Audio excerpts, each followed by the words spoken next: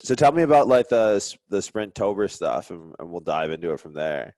So it's September. It's SprinTember. I didn't Oh, want to SprinTember, sorry. yeah, whatever. It's just it's exactly what Sorinex does with Squattober, right? Like Yeah. puts out a free squat program. It's the same thing with sprinting. So I'll have that done here in like a week or two. But I'm just kind of like hyperlinking all the videos and Yeah, just trying to sick. popularize.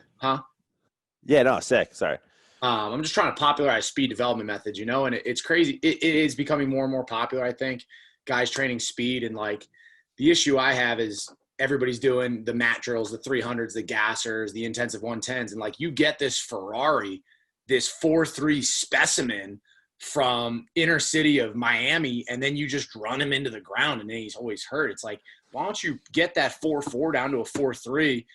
And then he'll be able to still run faster than any cat who runs a 4.5 across from him, in the fourth. So that's where I get issues with it. If I were to compare it to powerlifting, right? Like the reason you can bench 225 50 times isn't because you practice that. It's because your max bench is the fucking highest, Right. And that's the thing too. And I think this is a good place to start. First off, your background and because I always like diving into the history. Like whenever I talk to like aspiring strength coaches, like I'll bring up like the Buddy Morrises, the Charlie Francis, the Charles Poliquin, the Andre Benoits. And if I see someone who just goes like last night, like who are you talking about? Like, do they have a YouTube channel? It's like, oh bro, like you're not in this to win this.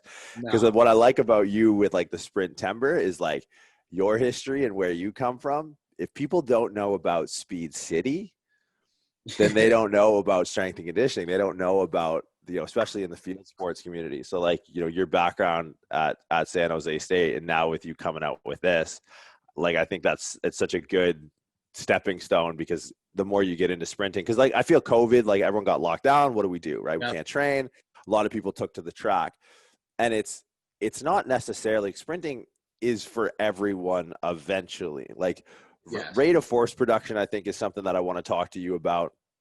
Programming, periodization, injury risk management as a byproduct of that, and how sprinting correlates to other sports. Like, I see a lot of people that only sprint athletes that run fast or running as a part of their sport. Yes. But we look at adaptations made in, just the astronomically, like off the charts rate of force production. Like there's not an exercise that you can really get as much of that in a single bound or in a single session than sprinting. And with that comes a certain level of responsibility. So like, when did sprinting, I guess, come onto your radar? And I'm going to give you a full intro on the front end, because I'm not going to let you downplay all your accomplishments and shit. So I'm just going to pump your tires hard. But when did sprinting first, because your background, you were primarily, so you came up, you tell your story. Yeah. So I played at Holy Cross. I played and coached there. I coached there like in the summers to earn enough money to live there, which was really cool. So I got exposure training middle school, high school, collegiate, and then professional athletes with my college strength coach. We kind of ran camps and had outside training of different groups. So that was where I got a lot of experience early on. And then I thought I wanted to be a football coach initially. I got at North Dakota State right out of school. Got the intern there with Jim Kramer in the strength and conditioning. And then I was the D-line coach at a small D2 school in Pennsylvania, Kutztown University. And during that time, I show up and head coach looks at me. He's like, all right, you're going to be the head strength coach too. And I'm like, wait, what? So got thrown on me, and I'm like, holy shit, like where do I start? So got thrown into the fire, and then spent 2 years doing both of D-line and strength and conditioning. And, you kind of couldn't be an expert in either one, right? I'm breaking down film. I'm on the road recruiting. I'm writing the training programs. I'm training the guys in the weight room. So not really an expert in either field. Got a ton of coaching reps in, right? Which was a great experience, and got to run my own program at 22 years old, made tons of mistakes, obviously. So then I left there to be a Clemson University intern in Olympic sports, so baseball and track. Spent 6 months there, and then I was at San Jose State, and that's really where I think my educational platform kind of took off, under the tutelage of Nicolini, and that's where I got introduced to the Charlie Francis, the James Smith, the Boosh Exnator, kind of that's where all of that originated, and then it's just kind of developed and grown from there. And now this is my third year going into Villanova. So just happy for the path. Like everybody has a different path, right? It's always cool talking to different people and where they come from. I know some people who have accounting degrees and are in the private sector. It's very different for a lot of different people. So I've been blessed with my own path that's unique. Yeah, the crazy thing is, when we were talking briefly before this started, just about like the Bay Area strength and conditioning, that 3 to 5 year period, and you look at where everyone's at now, where you mentioned Nicolini, you were under Gary Uribe. I remember, do you remember, man, this is crazy because everyone now is on these blue light blocking kick. And I remember Uribe coming out of his office one day wearing construction goggles. I'm like, this guy's lost his mind. Like, someone please help me with this guy. And he was telling me like about blue light and all this stuff. I'm like, he might as well be wearing a tinfoil hat. This guy he's just so ahead of the curve, man. These things are bright orange and take up about half your face, and I still wear them right before I go to bed to this day. But yeah, like you said, that whole right, Nicolini / TJ, there's a huge group from that Bay Area, and I was happy to just learn from as many that I could and kind of be a sponge and soak it all in. Yeah. It's crazy to see like little pockets like that turn up, even as high as Sacramento. I know Ramsey's out in Kansas now. Corey's out in Phoenix. You're out at Villanova. Nicolini's at the Niners. So it's just crazy to see like, environment was kind of everything there. But I like just to kind of double back to like sprinting and speed work, and then obviously San Jose being like speed city. When did you start first implementing, or maybe a better question is, how do you start implementing speed work with your athletes? Because I think at the collegiate level, it's kind of like it's different for no one who's worked at the strength and conditioning at the collegiate level, especially at a school like Villanova. I could imagine like you're dealing with just unharnessed horsepower. Like you got kids with massive engines, but no chassis. Like how is it, like someone comes into camp, let's say you got a freshman coming in, how do you start to look at like beginning level periodization for sprinting? Yeah, no, that's a great question. And I think when they first step on campus is a lot different than, maybe their first winter session with you, right? Because their first day on campus, they can't walk and chew gum at the same time, right? Unless they're a track guy, they've never sprinted before, right? You can pretty much guarantee that most high school programs in the country are running the gassers, running the repeat 110s, running the 300s. I knew obviously Tony Holler is a huge name in the high school realm when it comes to speed development. So when you look at that, it's really like, hey, can they A-march? And the answer is normally no. You see a ton of lumbar and T-spine flexion extension. You see a ton of dorsiflexion limitations. There's so much, almost not wrong, but you see so many deficiencies in so many different areas. And then just technically sound like, do they have any lumbo-pelvic hip control? Coach, what's my lumbar? What's my pelvis? Like the ability, hey, doing a basic dead bug, like those are the very minute things that we kind of have to be like, okay, this is your pelvis. This is how you move it. Like we start super rudimentary because at the end of the day, you have to slow cook them because you can't throw them into it. Because then when are you going to get all that basic motor control movements down? So it's a very slow controlled process, especially when they first step on campus. Yeah, the hard part with that too is like I really look at the collegiate level as like this is your last chance, right? Like knowing how guys get shipped around the league, especially now, man, like, there's not many career starters for one particular team. Like their guys are moving around, they're chasing the dollar sign, looking for the big boy contract. So I feel like the university, they might get a kind of a loaded deck from the high school program, but you got 4 years with most of these guys to really be able to turn them over. And I think a lot of people are nervous to start at that rudimentary level, like start bringing it to the floor. Let's see lumbopelvic control in the form of a dead bug. Mm-hmm. And I think you touched on something there. People are afraid to kind of be rudimentary with it. And then the other end of the spectrum is you'll hear people say, oh, we do the simple things really, really well. Well, at some point, adaptation is going to cease, right? So we have to start rudimentary, and then we have to meet the athletes where they are. That's all we're doing, right?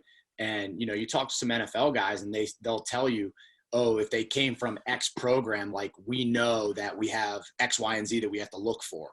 So the guys at the next level see it. So if your team, year 4, that's senior, that's a byproduct of you, man. That's a byproduct of me. That's not a byproduct of the high school or anything. Like your athletes are a direct byproduct of the coaching that you provide and what adaptations that you cause them to have through the stimulus that you provide. Right. And I think, man, you put up a post the other day, not to get too far afield, but it was a breaking down specifically with, football kind of being your main jam, breaking down the actual demands, like not necessarily from an energy system, but look, here's an average play in the NFL. It's a little bit more sophisticated, if that makes sense. You completely cut out that entire time. I lost you. Oh, all right. We'll cut this. I had you something about an Instagram post.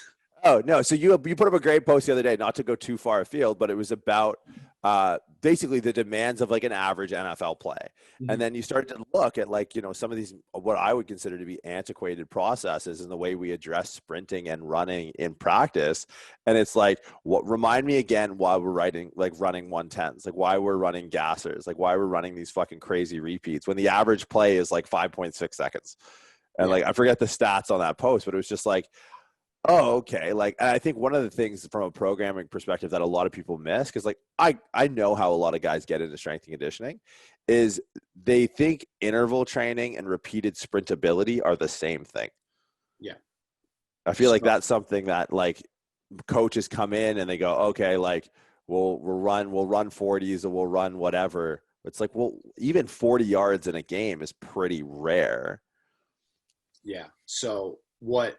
And we kind of touched on this earlier, like Dan Paff over at Altus will be like, so a lot of coaches have a PhD in the weight room and they'll have the Spark Notes version of the field work. And so when you look at it, like an NFL lineman, what does he have to be really good at? Get in the way for 3.5 seconds and create a hole of 5 yards. Like get really good at those two things and you have the opportunity to make millions of dollars. So when we look at that and then it's like, okay, to prepare for that, right? Reverse engineering sport. Now 300s fits in where?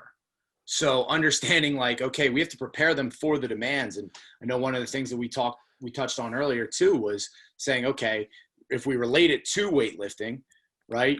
And you have a guy who can bench press 225 50 times. It's not because he practiced doing 225 over and over and over. It's because he's the strongest dude, right? Versus a guy who can bench press 225 10 times.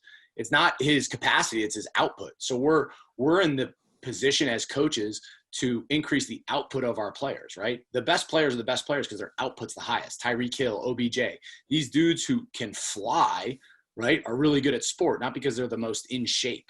So that's why we take a speed dominant and sprint dominant approach. And I think the unique thing about sprinting, and I love that parallel, I've never heard it put that way before, is like, we're training on the max bench, you're training on the output, not the capacity, right? And it's like in sprinting in a game, you might not ever see that max bench, right? You're barely ever going to get open field where you're running in a straight line and like you're actually able to reach that top output, that maximum output. But you're going to see a test of capacity. And this is where like, I think people get lost in like the endurance versus output versus capacity sort of Venn diagram in their head is like, well, we run these like long distance gassers. So when we're late in the fourth, it's like, well, how many times will you have run, let's say 10 yards up until then? So then do that instead. Like if you can move that max bench press higher, then the 30th rep is going to be at 225 easier than if your max bench was lower. And I think that's where people get lost. And to me, it's kind of like basic energy systems or just looking at the size and shape of the sport. But it's crazy to me how many coaches still like ascribe to this model. Like, I guess, how do you address the idea of like endurance for that situation where it's like, all right, how do we use sprinting in conjunction with other programming variables to improve that fourth quarter capacity? Yeah, sure. So, and going back to that, how do you break down the game, right? 4 to 6 seconds of play, 25 seconds on average between plays, right? And then it's 12 6-play drives. That's like average. So you got to get really good at 6 plays at a time, and then you get 11 minutes off, 9 to 11 minutes off. But the key thing that we're talking about, and you said we might never hit that top end speed or that top end bench, right? But when you increase your top end, when you increase that output, that maximal output when you're in shorts, a t-shirt, and laser, your operational output, how difficult or how strenuous it is for you to touch a 90 or 95% decreases, right? So if you run a 4.4 and you go to a 4.3, running a 4.4 is not max anymore. It's a lot easier. So when we're in a game in helmets, pads, right, that operational output is decreased because our max output is increased.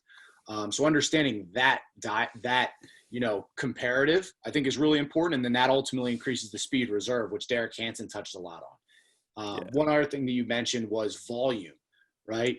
And how do we sustain the volume through the fourth quarter, right? And that's where we kind of go with the low-high CNS approach in Charlie Francis, right? We get our aerobic capacity up via low CNS work, whether it be extensive hops, tempos, extensive med ball work.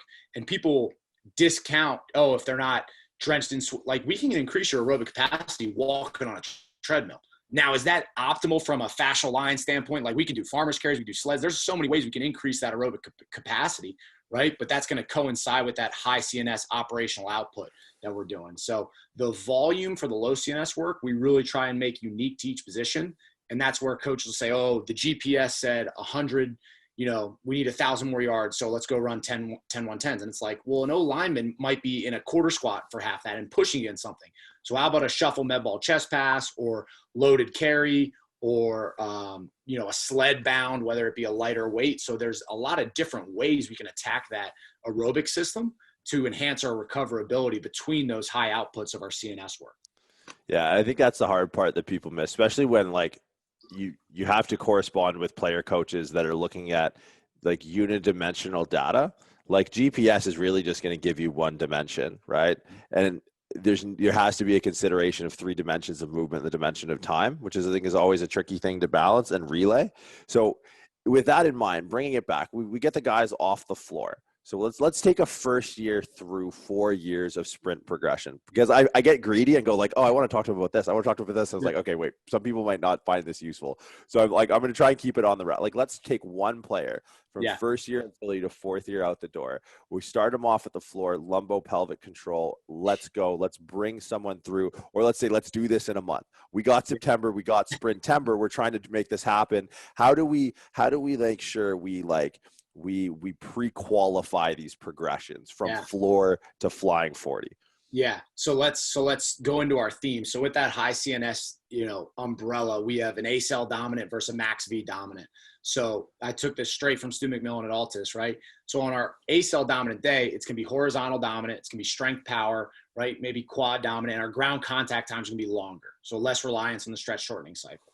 And so when we do our max velocity dominant day, a little more vertical oriented, a little more elastic dominant, shorter ground contact time. So that's med ball throws, plyos, and sprinting. That's kind of the emphasis, right? So if you're going to do a heavy prowler, right, that's going to be on the A-cell dominant day. If you're going to do a super light resistance, flying, maybe that's on your max V day. So that's kind of how we split it up within a week, A-cell and max V dominant. And then breaking it down further, right? We can't just say, hey, day 3, hey, you did your ACL day 1, and now it's day 2 is a low day, day 3 is your high day. Let's go run some 40s because half the team's going to pop, right? Their hamstrings are going to go. So one way that we prep them for the max velocity dominant stuff is we will attach that light resistance to it. We use chains. So having, a 5, 10, 20% body weight decrease. I actually just got some research done with Ken Clark because Ken's a really good sports science. He lives 10 minutes from me. So the 2-mass model changed the game. The 2-mass model that Ken and those guys did, to me, like with the force plate analysis, again, I'm totally deviating, but and I said this the other day in that post when it's like, hey, if you want to know something about speed, Killer Mike's your guy and Ken's your guy and Derek Hansen's your guy. Like, if you guys, again, this is where it comes down to where I test people. Like, oh yeah, I'm a sprint coach. Okay, tell me about Ken Clark's. Tell me about the 2-mass model, and tell me about how it, like, the multi-mass model, like, basically was all just, muddying the waters, and really it was the shank and the speed. Like, yeah, Ken's stuff is next fucking level. So Ken's got me linked up on his time unit analysis. We're doing load velocity profilings on me and just realizing how slow I am. But I got 10, this is last week. I had, 20, I had 40 pounds of chains on, which ultimately was like a 20% decrease velo. So ultimately I'm digressing, but when I get to the point is, if you attach a very light implement and you are upright sprinting a 30, a 40, you get very used to that upright posture. So now you're exposing all the musculature to the demands of sprinting just at a decreased intensity, right? So, and the intent is still super high, and neuromuscularly, you're still churning as fast as you can, right?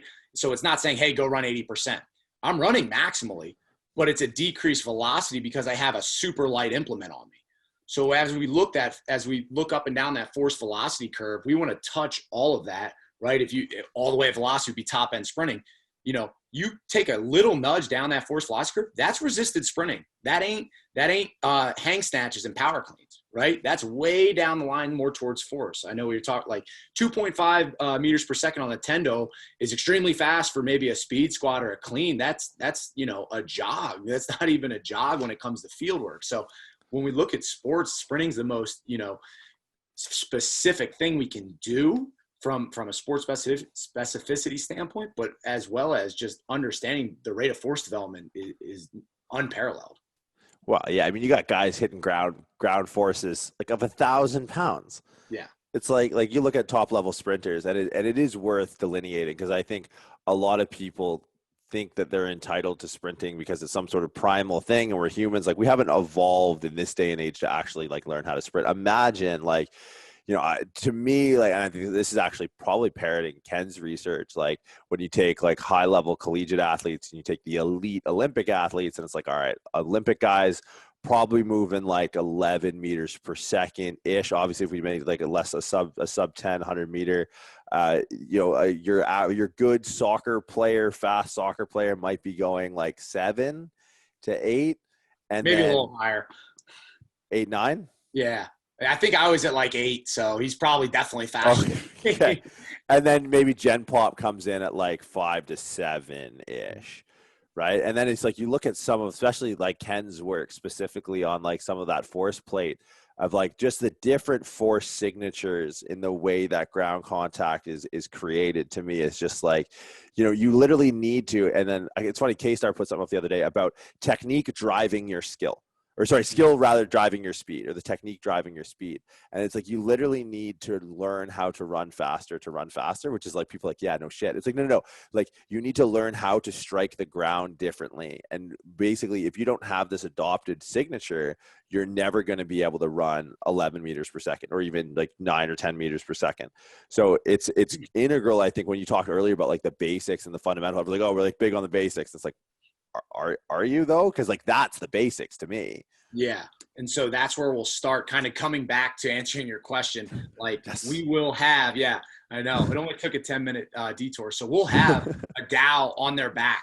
Hey, this is rotational of your T-spine. We'll have a dowel overhead. That's cueing your anterior, posterior pelvic tilt while you're A-marching, while you're A-skipping, while you're doing slow high knee, while you're doing fast high knee. Hey, day one is not the day to go do a 5-10-5. Because they don't even know how to decelerate, let alone march in place.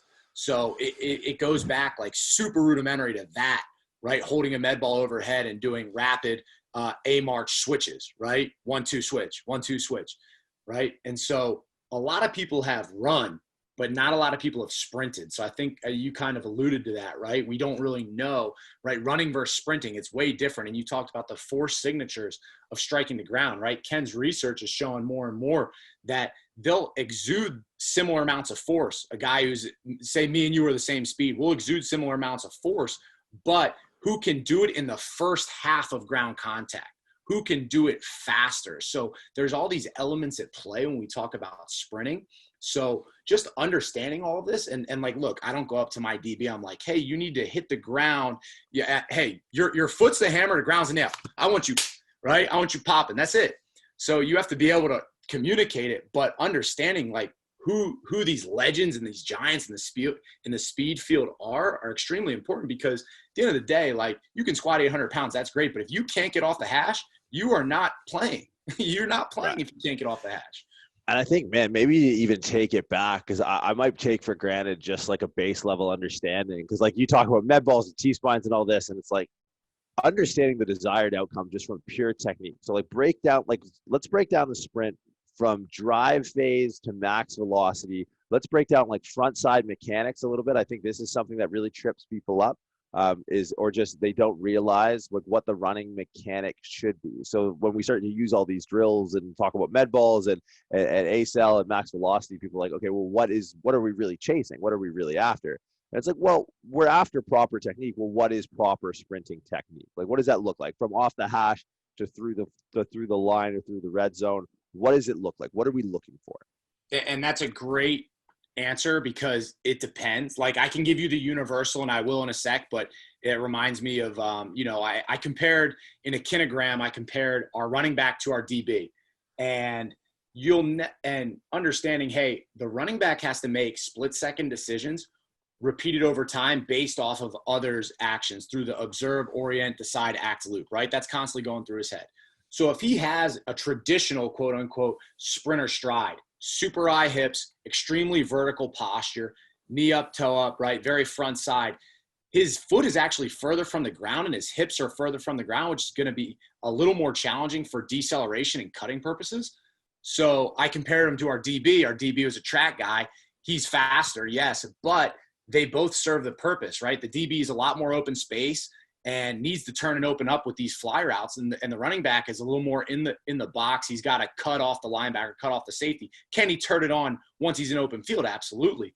But having that lowered hip height and that center of mass closer to the ground actually may help him from a change of direction standpoint. From his foot being closer to the ground, he can stick it and then change direction a little quicker than if you had quote unquote traditional sprinter form. So I think that's extremely important to kind of touch on. I don't know. If I don't know you what your were thoughts in are on that. practice, well, yeah. Well, my question to you, man, and this again, this whole thing is just me riffing with you, and I apologize to anyone else listening, but like this is cool. This is so cool to get like the opportunity to talk to you about this.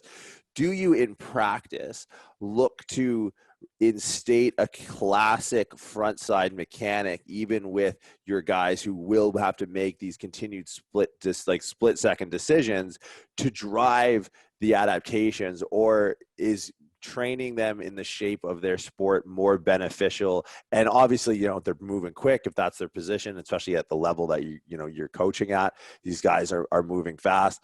How much do we worry about the game versus how much do we worry about like the tissue, if that's like a contrast that I'm making? Yeah. So to relate it to that tissue modeling, if you run backside and I never cue you on it, right? That's one end of the spectrum, and you're going to be more anterior pelvic tilt. Your hamstrings are going to be more lengthened. You're going to be inefficient, right? So you're going to be slower and you're going to get fatigued quicker, and the tissues you're going to remodel in a setting that you really won't want them to, right? The other end of the spectrum is, hey, you're not going to sprint until you master this A-march drill. So you have these two ends of the spectrum, and one is injury, like both will lead to injury. Okay. So you're not going to do this because we only do the basics super well and they're doing wall drills for a month and stick drills for the next month. It's like, you just wasted 8 weeks. Like neuromuscularly, like they haven't touched anything. You haven't laid down any lines of stress, and they're going to go into the game or practice and get hurt. The other end of the spectrum is you don't harp on mechanics and they're backside and they're all over the place. They're inefficient, and then that'll lead to injury. So it's really a give and take. How good is good enough? So we take them through a rudimentary progression, basic, and then we want to get them sprinting like sooner rather than later. And what helps us with that intent, keeping the yardage shorter helps, right? So you stay ACEL dominant, right? Until they continually get front side. They can get their feet under their center of mass in order to apply proper force. And then when they get up to that max V, that's where that comes into that light resistance. So now I can drive the intent. I can cue the arm action. I can cue all these different things, but I'm not worried about them pulling anything because I have that decreased velocity. So they're running at 85, 90%, even though they're intense at 100. So it's that give and take on that spectrum of, hey, we're going to do the basics super well and only stay there. And then we're going to, master the technique perfectly. So there's so much at play, but in a very rudimentary setting, if I can get you front side, I can get you applying proper force through pushing, not pulling, right? I can make sure you're efficient through your torso and you're not bleeding energy.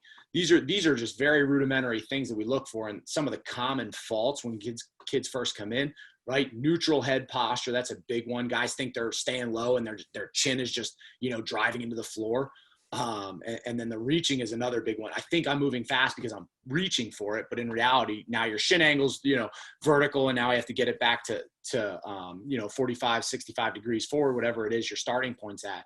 So, I think that's a really long-winded answer. We just kind of keep going back and forth on this.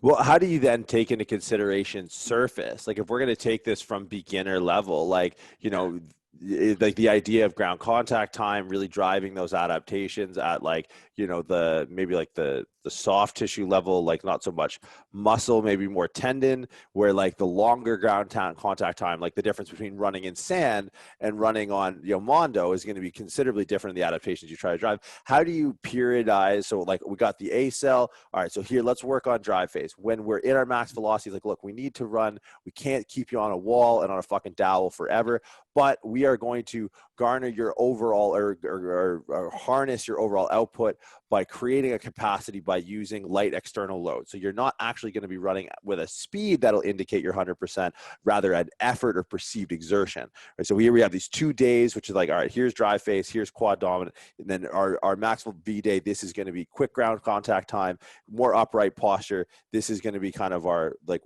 and I like the way that's periodized, because in a race, or in like, let's say we're looking at a 100-meter dash, that's the way the race goes, right? We're drive face first, and then we sort of transition into the upright, and then we're max V through the line, or we hope we're max V through the line.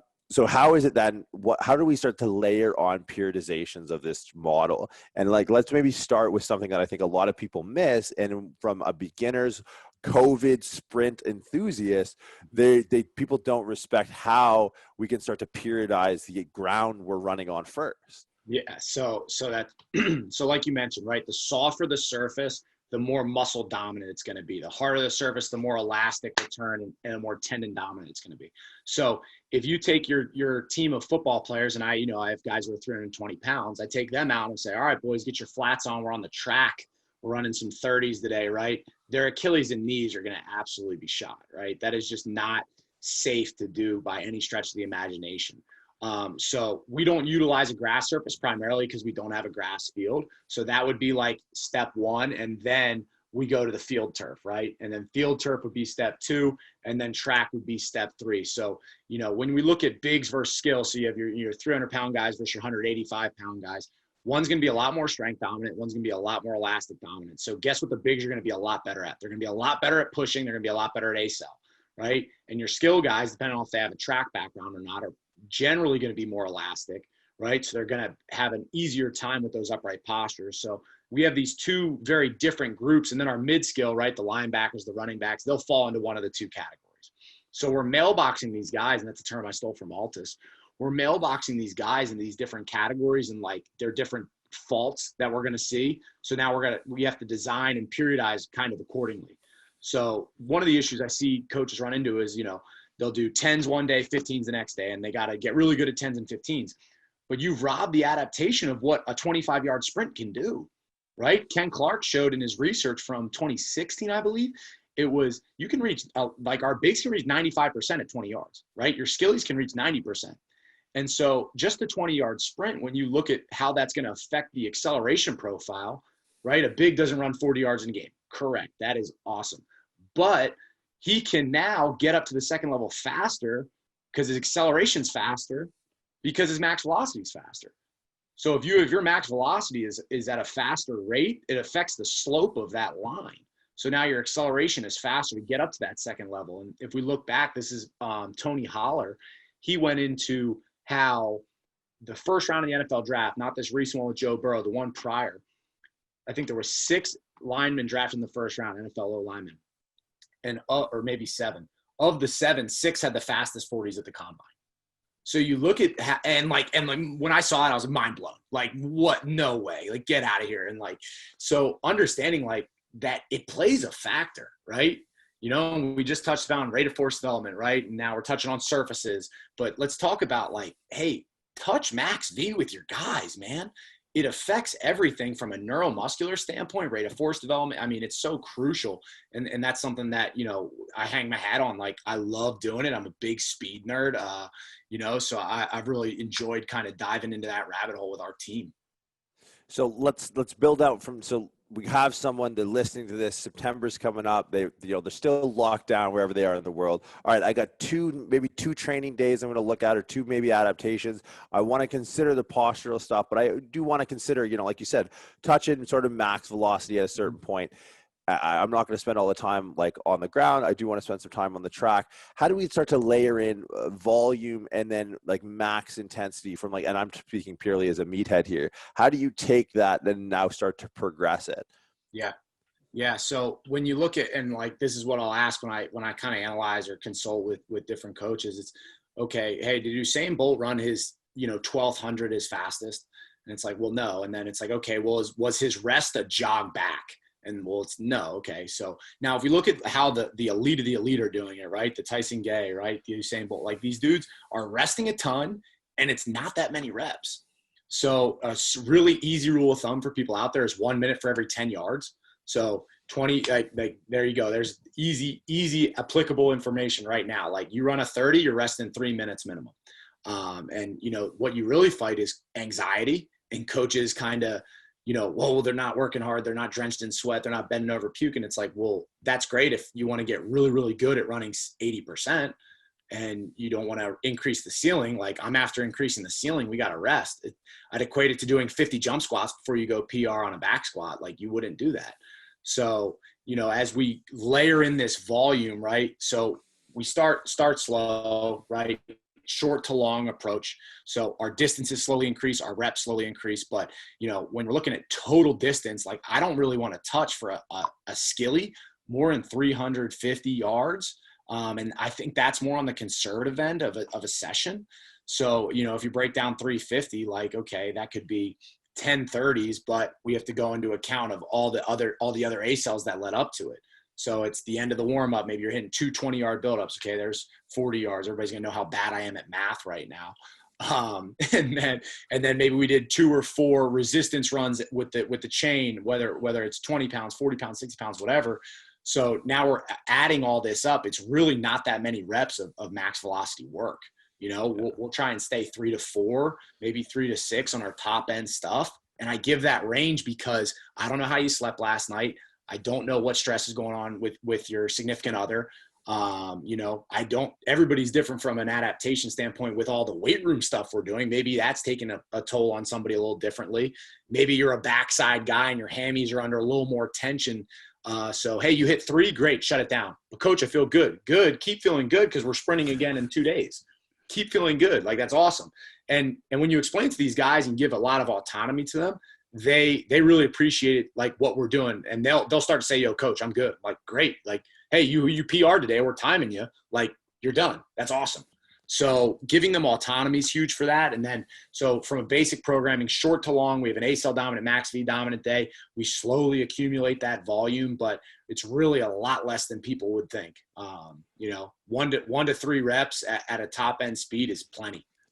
Yeah, I think it's a problem I see in strength sports as well, is understanding the concept of working reps, right? Like understand what is a working rep. So in this case, like, you might only see, 3 to 6 top end where we're really opening up, but you got to think that, look, the lead up work, maybe it was the resistance stuff, that there's accumulation. So like we kind of have a rule, and it's not, when I say we, but the rule we follow with like barbell work is like, all right, 60% and over, this is going to be specific. This is going to be a working reps. 30 to 60%, this is going to be an accessory. This is going to be considered a half rep. And we have volume landmarks that we're going to try and follow, given like intermediate or a beginner, intermediate, and elite. Right. So it's like, it's the same thing there where, people might be warming up and they almost blindfold themselves or blind themselves to the warm up being a stress to the actual work. They don't count that as working reps. So next thing you know, they get to the track and they're running 15, 20, and they're not taking into consideration the volume accumulated even in like the half reps at lower intensities, or like the 3/4 reps or the full reps in the warm-ups under resistance. So like the idea of working reps or working volume, I think, is something that people get lost in a little bit. And because they try and annihilate rather than stimulate, right? Like and especially with running, it's so viscerally tied to just fucking throwing up in a bucket. Yes. Stimulate, don't annihilate. Elite term there by you. And understand, yeah, there you go.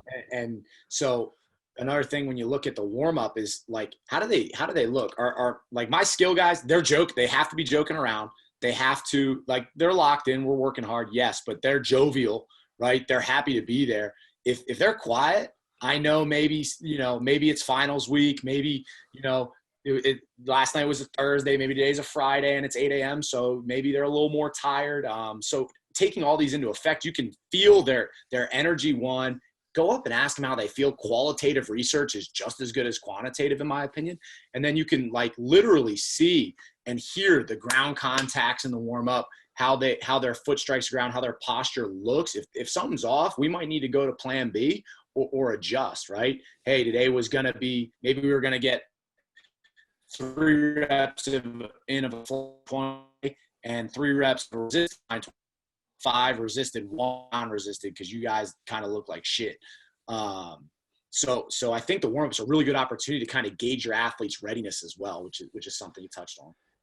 Yeah, that's a cornerstone of like sprint coaching versus sprint programming, and coaching versus programming in general. I know a lot of people who are great programmers but have the awareness of a fucking dining room table. Like they just don't have, like, they're great programmers, but you put that, like, like you kind of painted this picture of like the inner city kid from Miami that probably, can run a 4.5 in his fucking brother's shoes, right? Yeah. Like that kid, if you put on, and you're in the Bay Area and you put on some E40 and he's not jumping around the weight room, like something's up. Today might not be the day. And I think people need to, because like you said, PhD in the weight room, right? And they're really using the Coles notes on the field. It's like, there is a distinction to be drawn from like the very tangible data and research, but like the very real-time information that an athlete's going to give you on the day. And I think football is, in my opinion, like football is kind of the cornerstone of strength and conditioning. And the athletes that I've met in like the football space are usually like the most animated. Hockey players are just like boiled fucking potatoes, man. You go to a hockey weight room, you're listening to like Nickelback. It's like, fuck, guys, come on.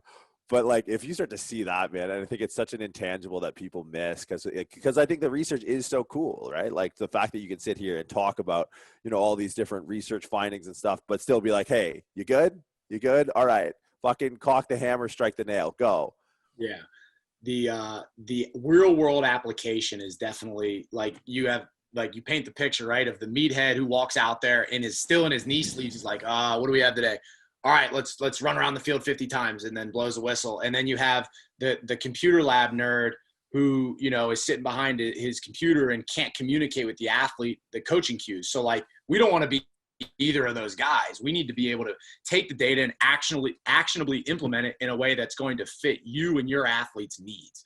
Right? So that's implementation as well as cueing. I know Nick Winkleman's done a ton of stuff on external versus internal cues. His book, Language of Coaching, was awesome. Like, we have to be able to relate to these dudes and be able to tell them, right? And then like that 300 pounder, he ain't going to be the same cat as the 185. So you better have a different plan for him, right? And they're both different than a 235 pound yoked up LB who can still scoot. Okay. So you have these 3 different beasts in your weight room and on your field, and they're doing the same stuff for whatever reason. I look at programs and I'm like, why? And then they say, oh, well, sports specificity is bullshit and all that. A DB has to backpedal 7 yards, turn, flip his hips, and run 30. An O-lineman has to push somebody 5. They're totally different sports. They walk on the same field, but they're different sports. I wanted to talk a little bit now on periodization and around like depreciation of performance being an indicator, like say subjectively everything's looking good, right? Like, or rather subjectively everything's feeling good. Like guys are up, they're well rested. You got a sprint session. You're in part of a program that's really calling for some like max V stuff. Like the way we look at periodizing, or I look at periodizing around a barbell, time, distance, and load. Right. Mm-hmm. That's kind of like the indicators. Once technical proficiencies are cleaned up, we kind of define what failure is. A novice failure might look more like a technical failure, and advanced is going to be some sort of breakdown of capacity or power. Right. So that's how we kind of look longitudinally at assessments in strength, or how I look longitudinally at assessments of strength. But I look at bar speed as a big indicator of accumulation of fatigue. Now, I'm not big on tendo units. To me, I can kind of do it subjectively. Like an athlete might feel that bar moves slow. I'm looking at it like you got 5-10 more kilos, or we're going to go and hit the prescribed volume for another set. Rarely do I drop intensity as a means of sort of deloading or hitting the intended mark. I'll just drop volume. How do you use with time gates and things like that and the technology around strength and conditioning and sprinting? How would you use depreciation of performance to monitor and gauge volume and fatigue? Yeah, that's a really good question. And then it comes down to what can you apply in a really good setting. So we do use just jump mats a lot for like readiness, and we'll utilize those guys a couple times a week. And we don't have, we don't have the Nord boards. We don't have these great things that, some other facilities might be using. The timing gates we have, we'll utilize once a week probably. And just thinking of, application, we got 30, 35 dudes in a session. Right. And it's like, okay, how many times can I get all these dudes through this one gate? So there's the ideal world and then there's real world. Right. So, that we will post COVID times, we're getting surveys every day. We'll do the just jump very frequently. So these post COVID times are going to be a little more unique, but our group sizes have to be smaller. So I'll probably use the timing systems a little more, probably every speed session that we get. And then, just like in the weight room, right? It's similar on the field. There's so many different factors that go into what could potentially be breaking down that individual athlete, and understanding like, hey, he dropped a sprint time. Was it a technical issue, right? Or was it, I know Dan Paff goes into technical versus mechanical faults. Like you can't fix a mechanical fault with a technical cue. So what I mean by that is if his hip flexor is locked up or he slept on his neck weird and his upper trap is like right next to his ear, right? I can't fix that with saying, hey, fix your arms. You have to manual therapy, like go in there and hit some trigger points. So there's the difference between technical versus mechanical is huge as well in that. Yeah, it's crazy. Like every question introduces another layer of complexity in programming. It's simple. It is like it's as simple in like sort of this kaleidoscope way. If you can look through all the lenses and actually see what the objective outcome is.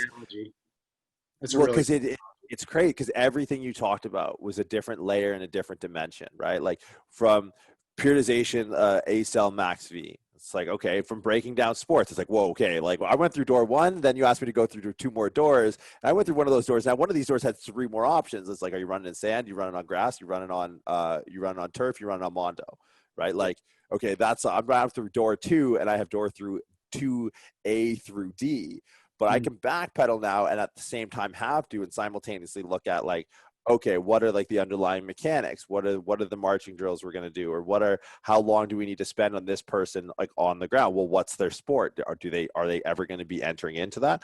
Would they benefit from the adaptations given at that 20, 25 yard mark of max V? Like, so it's funny because I mean, you're so good at it that you're like, oh, it's easy. Yeah, here, let me just draw you a real picture, and you just like Jackson Pollock all this shit, and you're like, that's fucking beautiful. That's beautiful. I love that. Simply put, run fast, right? Run fast and rest. Like Tony Holler feed the cats is like, hey, run fast and rest your guys. Don't do it that much. Like, and that's a super simplistic, rudimentary way to look at it, right? But like, that's what we're doing. And then you got to like with track, that's one thing, but with football, like, shoulder, neck, right? Change direct. Like there's so many other like 500 different rabbit holes we could dive down to, and NCAA only gives us 8 hours, so that's not great. Right. And I think of like you showing up with the speed gates pre-COVID times, and that practice ending with your truck with the headlights on because it's fucking 10 p.m. at night, trying to get everyone through the gates, right? And because I think football too brings with it such a unique variable in applicability where training economy as a strength and conditioning coach is something that really has you jettisoning a lot of these scientific principles or really honing them in. Because it's like, I mean, rugby was a bit smaller, so I didn't have to worry about it as much, especially when we were looking at sevens. But like, Nicolini took me out to the Niners stadium, and I was walking through Jurassic Park where like, it's rare for me to walk in and be a small guy in a room. And like, I'm walking through this fucking thing. I was like, what the fuck do you do with 50 of these guys? There's 60 of these guys. Practice squad. Like, I think preseason there may have been 60 or 70 guys in there. I was like, how do you really take anything like from research and application? Like, it does have to be at a certain point, like, all right, run fast and rest, fucking cock the hammer, hit the nail, go. Like, cause it's over. I don't think people respect like I feel like a bouncer with a clipboard when I was in there. Because like I gotta tell all of these big guys what to do. Fuck Yeah. this. It's a They're all nightmare. different, right? Especially at that level. Like those are all Ferraris. You better have a good plan for each Ferrari because each one is different.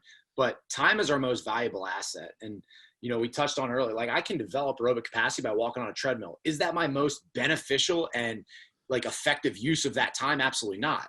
Like develop aerobic capacity. Maybe I want to touch on shoulder contacts or running techniques. So that's where like, hey, you can knock out two birds with one stone. I'm going to hit tempo runs for our skill guys, and I'm going to make them multi-directional. So I now am laying down different fascial lines that aren't just linear, right? With my bigs, I'm doing, like we talked about, a lot of change direction. I'm going to throw the weight vest on and make them do inchworms, right? I'm going to get my aerobic capacity and my work capacity, but I'm going to develop a lot of other qualities along with it. So when we understand, hey, I have 8 hours and like I'm handcuffed to that, and maybe the football coach now wants to come here and say, Tuck, we need an hour of film. Hey, coach, thanks, man. What, you need anything else? Like there's so many different factors that you have to take into account. And it just is a creativity deal. Like get really good at those scientific principles that you touched on, and then paint your picture. What do you value? Have a system to value it. And everything comes back to our Charlie Francis high-low CNS model. And then we can do 500 different things under that umbrella, but we're still going to fall under that umbrella.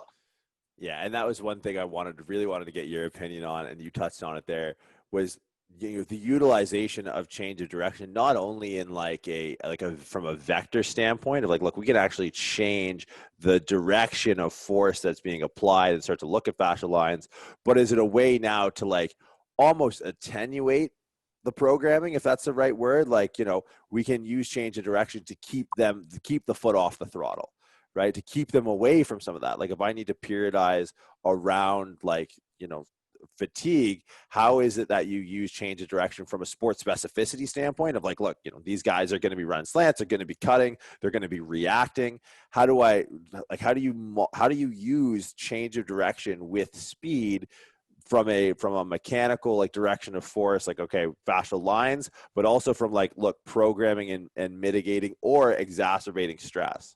Yeah. And so you touched on sport specificity. So if I have camp in August, right, and I'm still doing 5-10, 5 cone drills at the end of July, I'm missing the boat, right? We got to bridge the gap.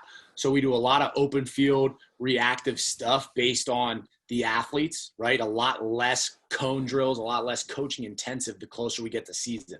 I want them to experiment. I want them to go through the observe, orient, decide, act loop.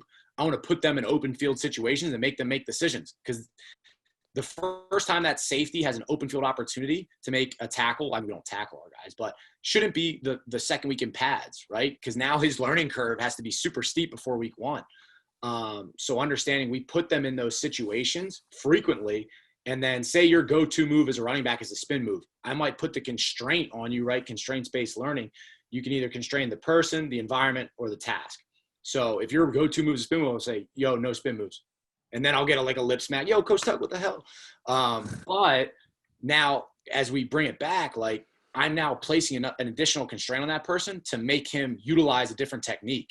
So when we look at constraints-based learning, as we get closer and closer to season, that environment, the person, and the task are 3 things we're constrained. So the environment would be like small field to big field, right? Maybe 1-on-1 to 2-on-2. I'm adding a different layer of complexity to it. So I don't want to jump into 7-on-7 in August or 11-on-11 in August while prepping them with 5-10 5s and L drills, right? So we can, there's a time and place for that in the Januaries and the early off season, the teaching. And that's the beautiful thing about college is I have months where NFL has weeks. So, like you said, everything depends on, and everything has a factor that alters it. It's just hilarious because every question ends with like context and, a simplification of a theory, but then it's also on the leading edge of that answer is like a new model and a new layer. Because I love the constraints model. And this is something that I took from Schless. And I think it's fucking amazing. And I use it from a therapy standpoint. Like Schless taught me this. So shout out Corey. He's like, give me your 5 favorite therapies. So some guys are in the Normatec, some guys are in the infrared, some guys are in the plunge pools or whatever. Some guys are doing float tanks, and in the off season, he takes away the top 3. Yep. He's like, you can only do, if ice bath and fucking Aerodyne or whatever, your favorite methods of recovery, that's what, or your least favorite methods of those 5, you're fine. I don't want to see you in an infrared. I don't want to see you in the boots. I don't want to see you this and you off. We'll see you save those strong cards for the season. So like the constraints model of learning for an athlete, and like, you know, you challenge yourself with doing like, I'm driving on the other side of the road at the moment, which is holy fucking constraints model. Hey, don't go in the lane that you're really used to going into because you're going to go right down the barrel of a Subaru. Like, okay, well, that's a constraint, right? So I think it's, again, just another layer. But at the end of the day, like you kind of like, it's almost jokingly saying now, like it is just, you know, it does depend. It depends on any number of 500 plus different variables, but you know, the objective outcome is still the same: run fast, rest, right? Like that's really what it comes down to. And I think as you know, you and I have conversations, we often leave with a lot more questions than answers, and hopefully it's just kind of eye-opening to how much is out there. And you know, there are really no simple answers, right? Because oh, run fast and do this. Well, what about that? What about, and you mentioned like when is a good time to expose them to max velocity upright sprinting?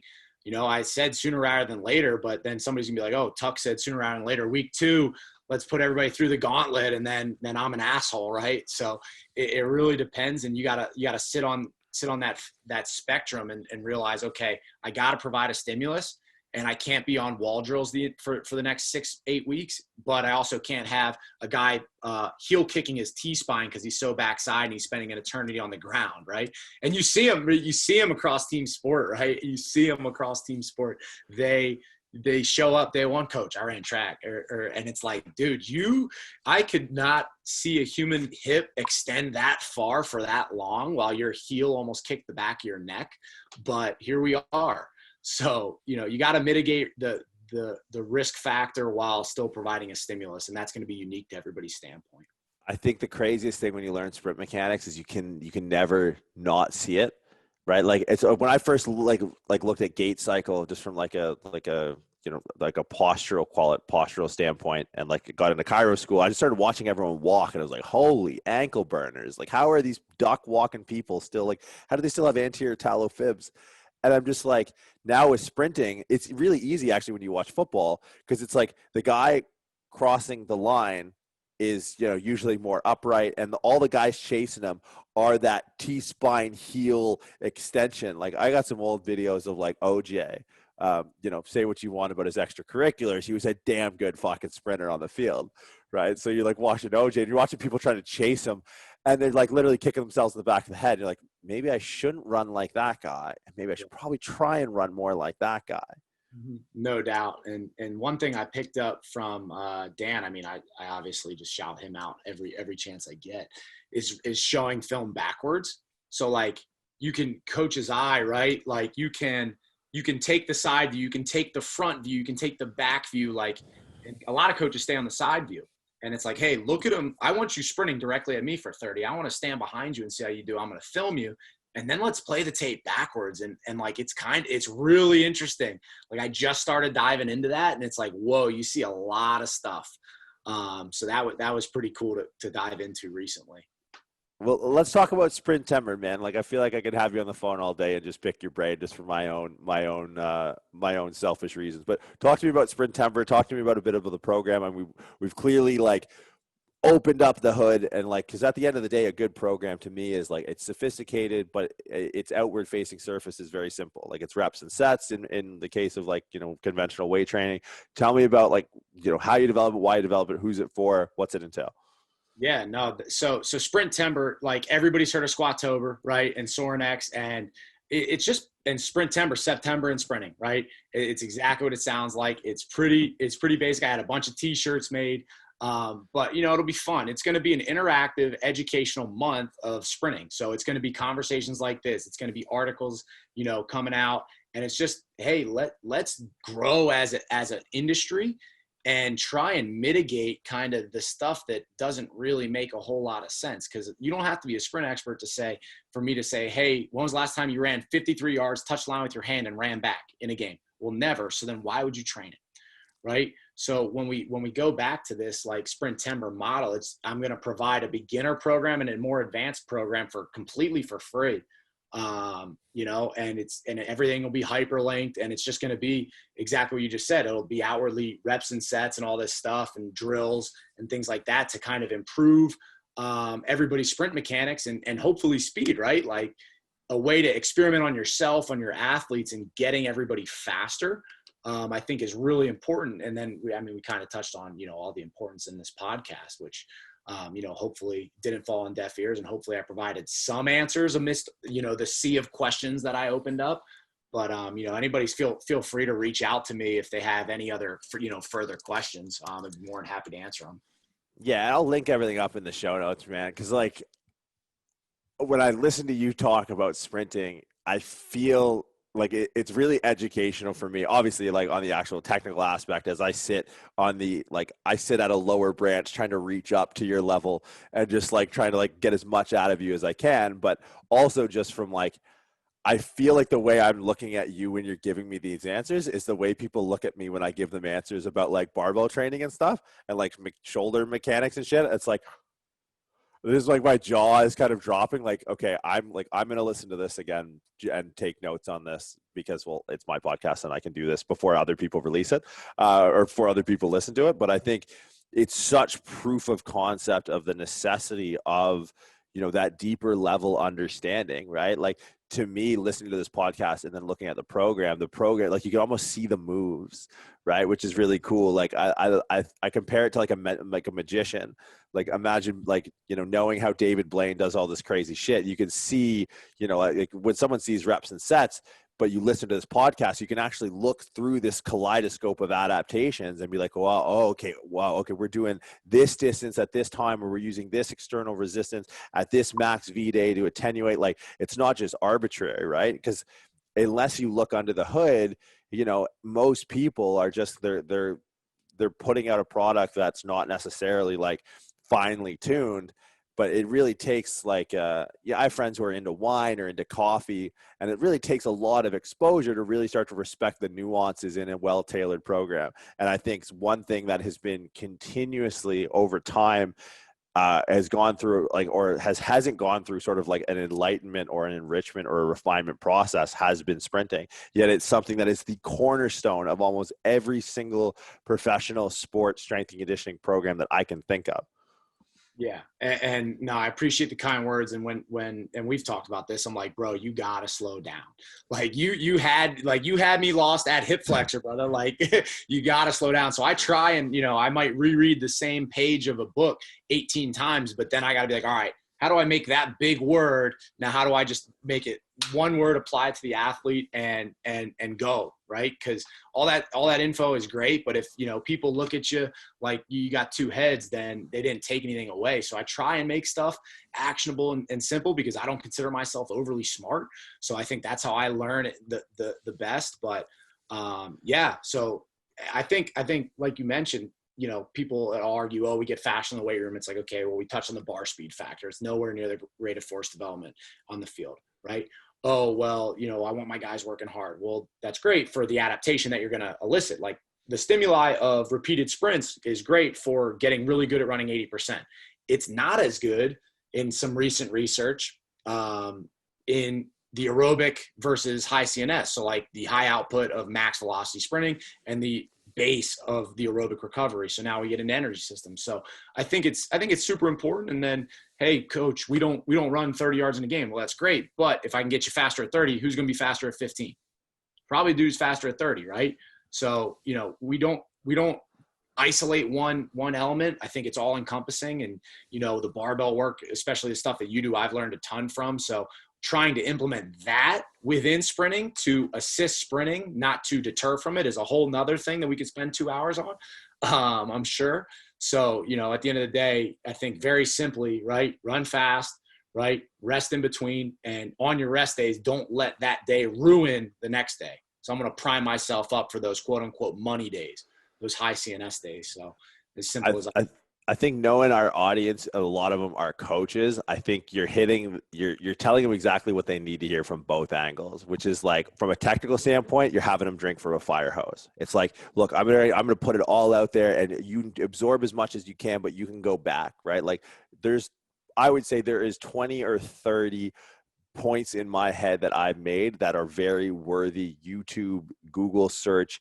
PubMed rabbit holes that could be explored. So, podcast, it's indexed, it's collated, it's cached, it's going to be there. Go back, listen to it again. But I think on the flip side, not to be discounted from that, because I know a lot of people that listen to us are fucking nerds like us, but people, like I always say, like, I'd rather help people than be right.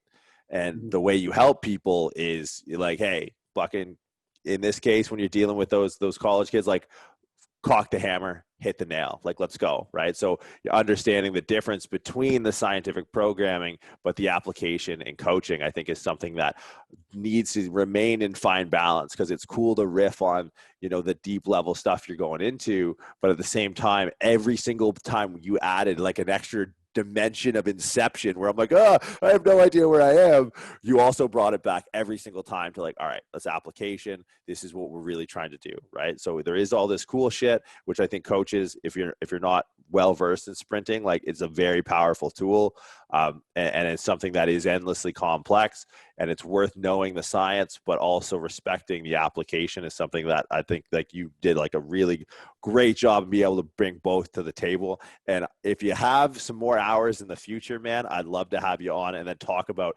concurrent training in the weight room. Like, people are going to think like, oh, like, he's a sprint coach. It's like, no, he's a performance coach, and he uses sprinting as a tool in concurrent programming with not only the stress in the weight room, but also the incurred stress of practice on the field, which is like, now all of a sudden we're playing 7D chess here, which is, and at the end of the day on a program, you're going to see reps and sets. Yeah, no, 100%. And, just like in the weight room with a barbell athlete, right? The stress is holistic. Everything you have to take into account. So guess what? If you did 10 by 10 RDL on Monday, Tuesday's probably not a great day to sprint, right? And these coaches will go in and be like, oh, we value speed and we value the field work. Well, then why is your split 7 hours in the weight room, 1 hour in the field? Or 6 hours in the weight room, 2 hours in the field? Like, we sprint, we're on the field, not sprint every day. We're on the field for an hour every day before we lift. And we still got dudes who are strong. We still got dudes who squat 600. Like, it's just a lot more technical, and I care a lot more about transfer. Like, again, if you squat 600 pounds, that's awesome. But if you can't get in and out of your breaks as a DB or wideout, it's irrelevant. You are not getting on the field. You are of no use. You're going to be upset because you can't play, and you're going to be of no use to the team. So transfer is king. Learned skill is king. I can get you strong doing single leg squats. We can do the Hatfield hand supported, right? 550, 700 on single leg. Like, the tissue adaptation is super important there. Like, a barbell athlete, you have very specific guidelines you have to meet, and you have to be strong in those specific guidelines. I just got to get strong, right? To a point.